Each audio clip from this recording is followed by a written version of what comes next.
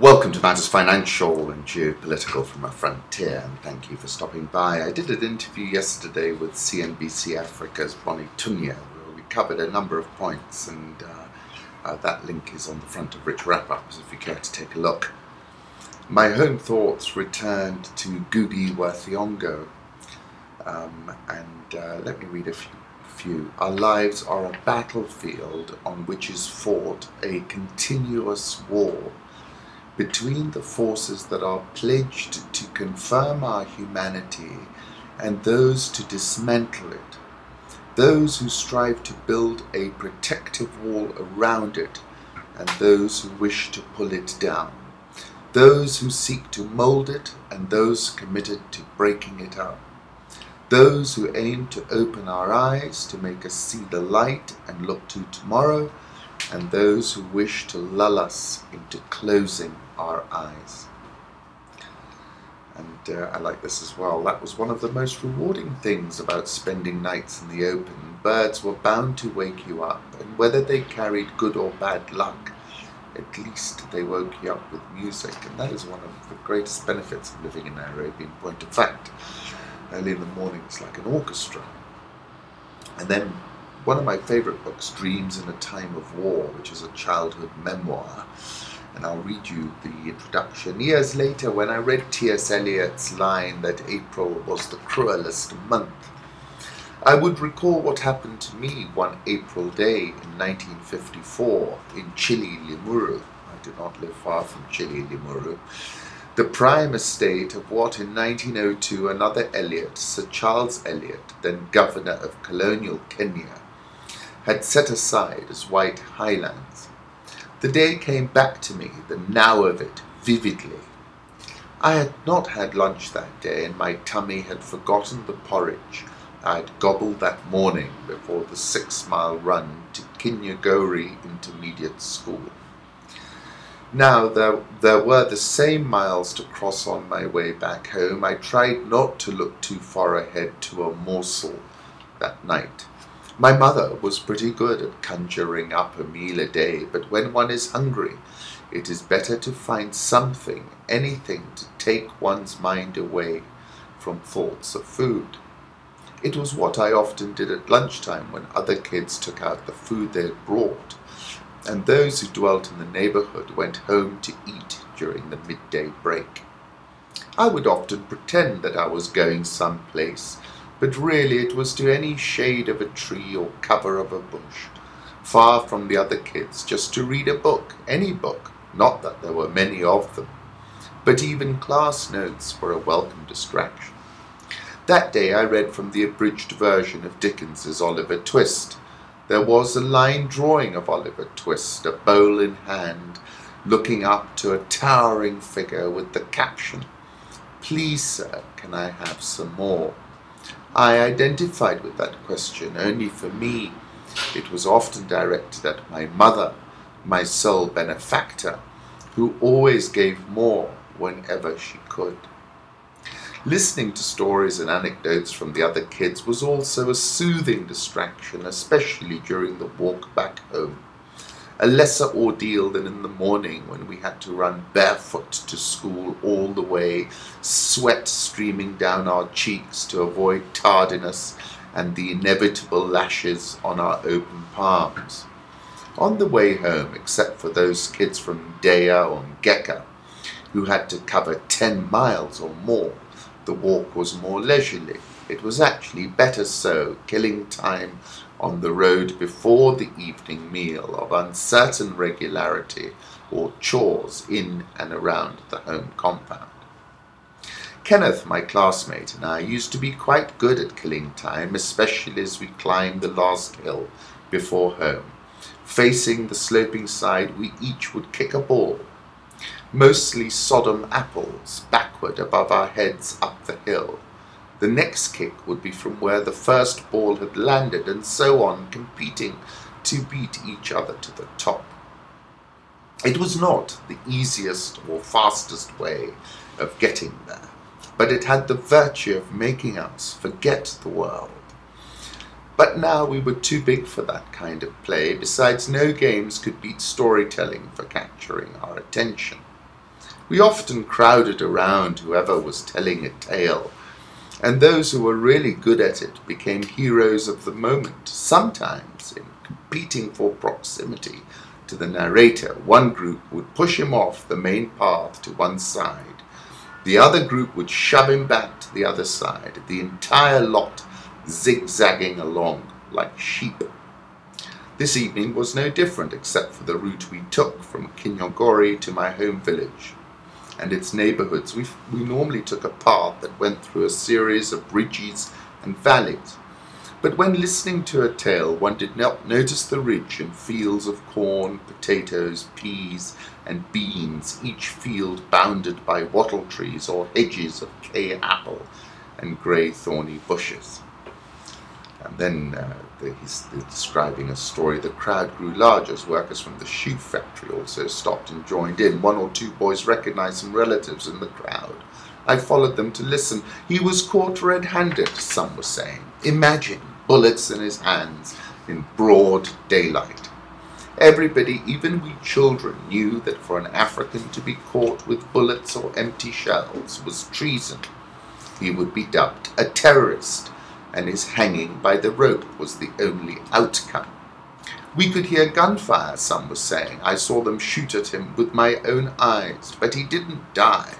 Die?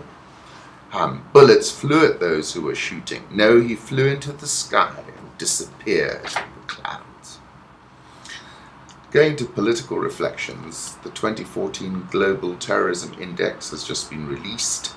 Terrorism has become a global phenomenon with a 61% increase in the number of people killed in terrorist attacks over the last year.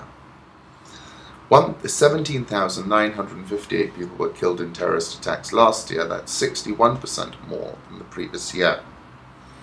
82% of all deaths from terrorist attack occur in just 5 countries: Iraq, Afghanistan, Pakistan, Nigeria, and Syria. 40 times more people were killed by homicides than terrorist attacks. And they've got an interactive map where the link is on Rich Wrap-Ups, and it took me back to Don DeLillo. In societies reduced to blur and glut, terror is the only meaningful act. There's too much everything, more things and messages and meanings that we can use in 10,000 lifetimes. Only the terrorists stand outside. The culture hasn't figured out how to assimilate him. It's confusing when they kill the innocent, but this is precisely the language of being noticed, the only language the West understands, the way they determine how we see them, the way they dominate the rush of endless streaming images. 4 killed in a Jerusalem synagogue attack. 4 Israelis have been killed, 8 injured. West Jerusalem synagogue, 2 men armed with a pistol, axes, and knives carried out the attack. The attackers, Palestinians from East Jerusalem, were shot dead, police say. Put up a photograph of Jerusalem, and I think, we're dealing with a tinderbox here, and now we're getting into those emotions that quote about information warfare speaks so tellingly about. And once we get into this territory, we're in desperate trouble. Footage emerges of jihadi John suspect during the 2011 London riots. Jihadi John suspect Abdul Majid Abdul Barry was ranting at an Australian 9 News foreign correspondent. He's suspected of being the masked executioner in all these ISIS videos. And he gesticulates in this footage where he says the police are protecting the police station, they're not protecting the people. I'll put up a photograph of him. You'll see one from from 2011, one recently. El Djinn, lyricist Djinn, Jihadi John, he thinks he's a Djinn. I'm pretty sure of that, and that's what the play is on. The Quran says that Djinn are made of a smokeless and scorching fire. Supernatural creatures, usually invisible to humans. It was interesting how the Daily Mail was reporting that he was wounded, and the next thing you see is a video of him, a beheader-in-chief. Interesting piece in Global Research, Obama's pivot to Asia. Can China contain America? That's the way of thinking about it. Euro 124.71, dollar index 87.83, Japanese yen 116.66. That's been a huge move lower in the yen. Swiss franc 0.9633, pound 156.52. Aussie 0.8719, India rupee 61.81, South Korean won 1100.1, the Rial 260.79, Egyptian pound 715.17, where it's been for a long time. The Rand 11.11, and I think the Rand might well trade to 12 sometime next year. Dollar index, I'll put up a 3-month chart, and as I've said previously and severally, it's emerging from a long entrenched disequilibrium. I think it's only just getting going. And I expect it to be near 100 sometime next year. Euro dollar, I'm looking for parity in 2015, currently trading at 124.71. We've bounced twice quite strongly off 124 area, and that was a key resistance point when the euro went higher, so we've got to keep an eye on that. If we take that out, I think we move below 120 quite quickly. According to someone I follow on Twitter, the government in Japan is to distribute gift cards to stimulate the economy. Gold 1187.26. I'm looking for a break below 1,000 in 2015. Touched 1194.38 yesterday, but it's headed for its first consecutive annual loss since 2000. Crude oil, I'll put up a 5-day chart, 75.29 trading last. OPEC, I think people are going to be disappointed with OPEC. I don't expect any cuts are going to come out of this meeting. And I go back to the piece I wrote on the 13th of October when I said that conditions are optimal for a complete washout. Down as far as $50 a barrel, markets overshoot, crude oil does it big time, and any and every model needs to consider such a price outcome. What I think President Obama, the extra supply out of the US, has made the US the price setter in the oil markets, and I think that's a really deep and important geopolitical development. I think President Obama's sitting in the cockpit right now. And I'll also put up a 6-month chart where you can see where the trend has been lower. Coming to Africa, she boasts of supernatural powers and plunders Zimbabwe's diamonds to buy designer shoes. Now a nervous nation asks, is Ngugi Grace Mugabe about to be the world's first female dictator? Grace Mugabe has been called many things since the moment when, barely out of her teens, she caught the eye of the president of Zimbabwe as she tapped away in his typing pool. Now his wife, she styles herself Amai, mother for her supporters, but behind her back is derided as Ngugi Grace and the first shopper, a reflection of her extravagant spending in designer shops around the world despite the struggles of her country. Others simply call her disgrace, especially those who believe she forced her 90-year-old husband Robert to remain in power so she could plunder Zimbabwe's diamond wealth to fund her overseas shopping trips. Now a nervous nation fears she could soon have a new title, president. For this reviled woman has stepped in her costly Ferragamo shoes into the political arena, exploding a titanic power battle to succeed the increasingly doddery despot who has ruled Zimbabwe so disastrously for more than 3 decades. I do not think that this is politically feasible, or if it is, it's a momentary, a fleeting thing, and really it's going to be like a red rag to a bull, and imperils the future for Robert Mugabe's legacy itself, but it's well worth watching. Samsung expects a squeeze in African growth. Recent stellar revenue growth in Africa to slow. Annual revenue growth of up to 60% in recent years through its aggressive sales push. However, Africa's economic growth of more than 5% through the crisis has come largely on the back of national infrastructure programs. The head of Samsung's African business, George Ferreira, said that access to funding and credit remains subdued. Africa definitely has felt the pinch of the world, still with growth, but definitely a slowdown in that growth. Samsung expects African revenue growth of around 10% this year. Talking about moving into Angola, mobile phones remain Samsung's biggest money spinner in Africa, where it has a 35% share of a market.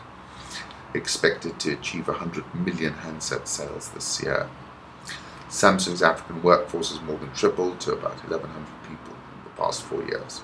South African all shares up 9.1988% this year, above 50,000. You'll remember where that precipitous drop before we bounced back quite sharply. Dollar rand 11.1042. I think we're going to get to 12 next year. Egyptian pound 7.1497. The Egyptian stock market fell 1.17% yesterday, but remains plus 34.503% year to date. Nigerian all share, whilst down 14.132% this year, has rallied 6.71% since the 7th of November.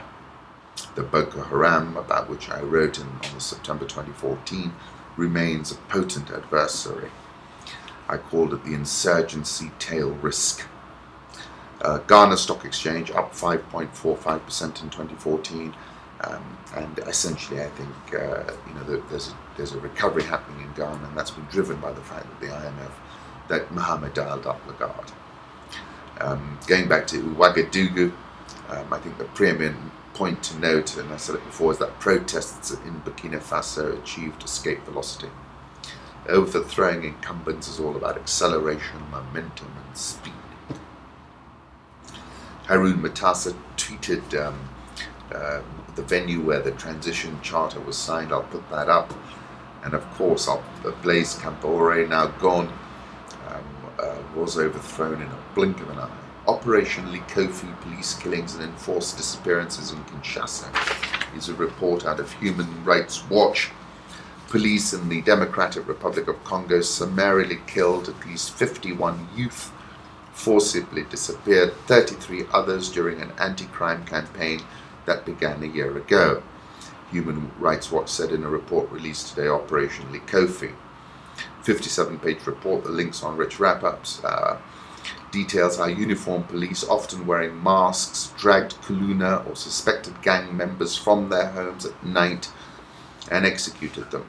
The police shot and killed the unarmed young men and boys outside their homes, in the open markets where they slept or worked, and in nearby fields or empty lots.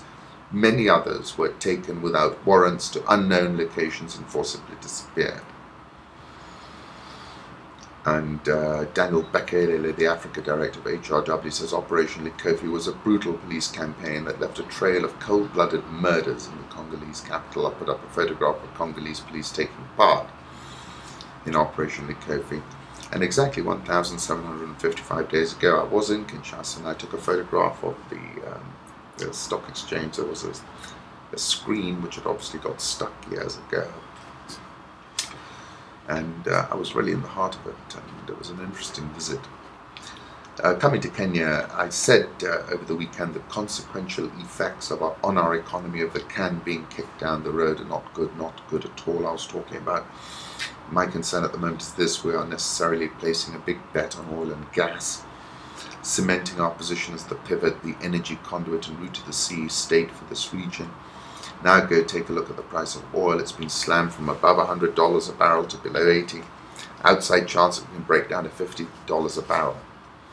Tullow oil down 45.84%. Africa oil down 60.67%. Markets are signaling loud and clear that the economics have changed and how. And I was saying, you want the majors to step in. They haven't stepped in yet. And, they just might kick the can down the road and say, we'll come back and look at this, a few years down the road. And I said, our policymakers need to act real quick to this new normal. The right signal at this point would be to slash the proposed capital gains tax. It is always better to tax something rather than nothing. Kenya shilling back above 90. Nairobi all share was down yesterday, but it's up 19.429% this year.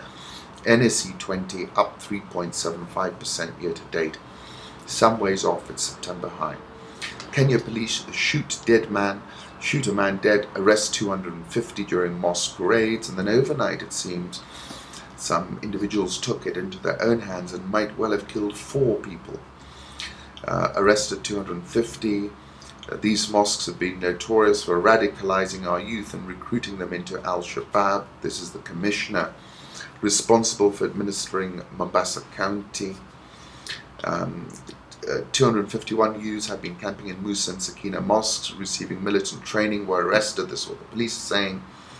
Police seized mobiles, laptops.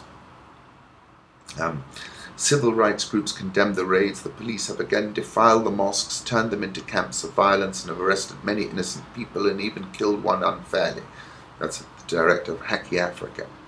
Businesses in the Majengo area where the mosques are situated were closed as heavily armed police patrolled the neighborhood on trucks. Past raids have sparked protests. As long ago as September 2012, I wrote, my concern remains what appear like uncorrelated spikes and paroxysms of violence conflate, become more broad-based and amplify. I put up a photograph of Mombasa taken on Boxing Day, revert you back to another article I wrote, again probably 2012. Coast problems are deeper than riots, I said. The week before last we had driven through Savo West, exited the park, deep near the Tanzania border, driven to Diani, thoroughly enjoyed ourselves. In fact, the phrase Halcyon Days, a period of calm, often nostalgic, Halcyon Days of yore, Halcyon Days of youth, best described that week.